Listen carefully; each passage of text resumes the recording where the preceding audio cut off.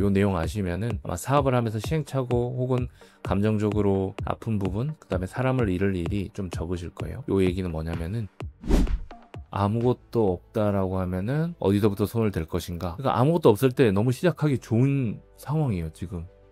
왜냐면은 시장 조사나 그런 것들이 되게 중요하잖아요. 뭔가 시작을 할 때 너무 좋은 환경들이 구축이 되는데, 예를 들면 챗GPT라던가 구글 제미나이라던가 굉장히 적은 돈이나 혹은 무료로도 충분히 시장 조사를 할 수 있는 그런 상황이에요. 원래 스타트업들을 시장 조사 되게 중요하게 생각하고 리서치 되게 중요하게 생각하고 돈도 많이 쓰고 시간도 많이 들이는데, 그거를 진짜 획기적으로 줄일 수 있는 상태가 됐기 때문에 지금 무언가 사업을 시작하는 것에 있어서 초기에 진입 장벽이 정말 뭐 거의 없다라고 해도 무방할 만큼이 된 상태죠. 그래서 저도 만약에 새로 뭔가 한다면은 그런 시장 조사부터 출발을 할 거예요.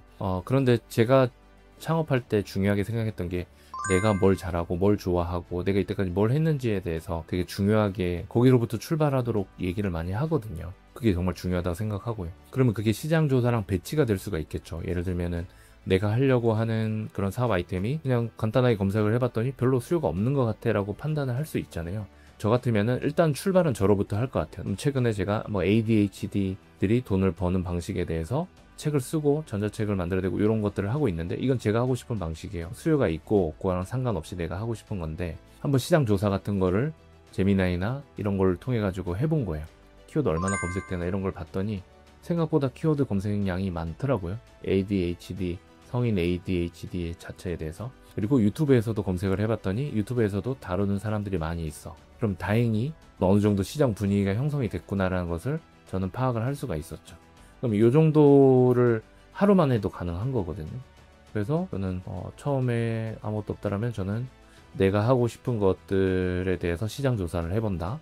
근데 그게 시장 수요가 좀 없는 것 같다 이러면은 내가 하려고 하는 아이템에 관심이 있을 만한 그 타겟들이 원하는 것 중에 좀 더 시장에서 반응이 있는 것부터 출발을 할 것 같아요. 예를 들어 저 같은 경우에는 그 AI를 써가지고 상위 노출, 구글 SEO, 그래서 상위 노출을 시킬 수 있는 방법들에 대해서 강의도 하고 코칭도 하고 그러고 있어요. 근데 이 내용을 다루면은 사람들이 어려워서 잘 보지 않아요. 그러면은 이건 내가 하고 싶은 거지만은 사람들이 구글 SEO 그렇게 막 수요가 많지는 않아요.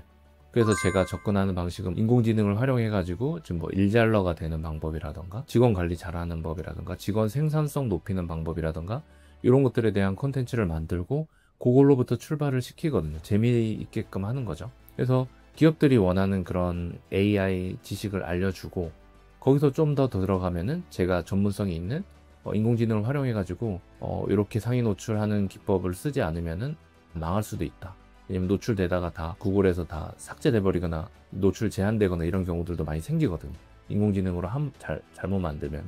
그래서 저는 그런 시행착오를 겪지 않게 하기 위한 노하우는 제가 가지고 있지만은 그걸부터 전면에 내세우는 게 아니라 기업들이 AI를 활용해가지고 당장 빠르게 재미를 볼 수 있고 성과를 볼 수 있는 얘기부터 출발을 시켜가지고 그 수요가 되게 많거든요.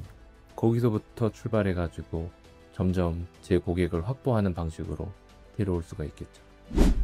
그런 걸 주의해야 하는 것 같아요. 사람들한테 주의를 주는 부분이기도 하고 열정적인 사업가분들한테 주의를 주는 내용이기도 하고 과거에 저도 아차 싶어가지고 주의를 했던 부분이고 여전히 주의를 하는 부분이에요. 많은 분들이 이 부분에 대해서 놓치고 있는 부분이고, 그래서 이 내용 아시면은 아마 사업을 하면서 시행착오 혹은 감정적으로 아픈 부분, 그 다음에 사람을 잃을 일이 좀 적으실 거예요. 이 얘기는 뭐냐면은 적게 공헌하고 더 많이 지켜라는 내용이에요. 이게 무슨 내용이냐면은 사람들이 자기가 뭐 무료 강의나 무료 컨설팅이나 이런 걸 하면서 좋은 피드백을 받아요. 사업을 처음 시작한 사람들이. 그럼 신나죠. 그러면서 한 명 커버하면서 막 이 사람이 성과 나고 막 붙어가지고 하니까는 막 자랑하고 그 과정을 다 겪어요. 스타트업들도 내 고객 만족도에 대해서 처음에 이렇게 프리로 테스트 같은 거 하면은 막 고객들이 피드백 좋게 해주고 그러면 신나잖아요. 그러다 보면은 과감한 그 제안들을 해요. 사람들한테. 나 이제 좀 어느 정도 성과를 본 것 같아. 테스트를 좀 마친 것 같아.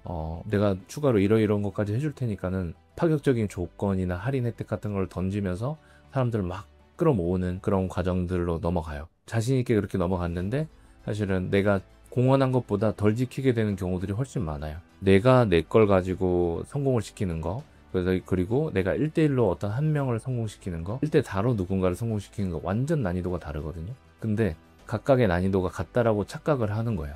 초반에 그 경험을 가지고. 잘못된 태도를 가진 사람들은 어떤 식으로 행동을 하냐면은 나는 됐는데 쟤는 됐는데 너는 왜 안 돼? 이러면서 그들 탓을 하면서 시스템이나 자기 발전으로 가지 않고 적을 만들어 버려요. 그 고객들을. 그들과 소송전을 한다던가 적대적인 관계로 나아간다던가 이런 잘못된 선택을 하면서 다시 사업을 하기가 되게 어려운 상태로 가는 경우들이 많이 생겨요.